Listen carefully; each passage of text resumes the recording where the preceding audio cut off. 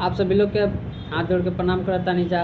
हम छोट मोट कलाकार एक विकास बराज जो भोजपुरी गायक अभी गाना पटना में गावे आइल बानी जा और आज भी गाना एक गा के चल आइल बानी जा नेहा फिल्म से स्टूडियो से।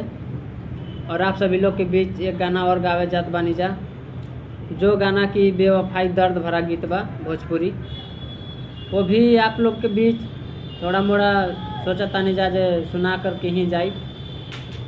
अगर गाना अच्छा लगे तो शेयर और लाइक ज़रूर करब जा, और गलती भी गवा जाए तो छोट भाई भतीजा समझ के हमरा के क्षमा करब जा।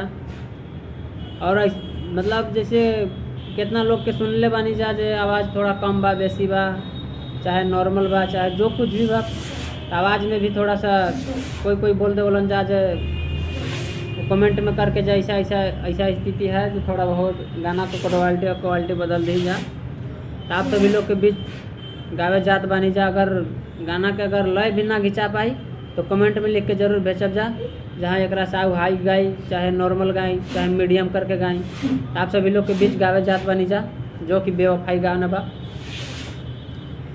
एहो हर जाई तू तो कैलू बेवफाई, एहो हर जाई तू तो कैलू बेवफाई, ना जी पाइब हम हो नाही सहाई, ना जी पाइब हम हो नाही सहाई।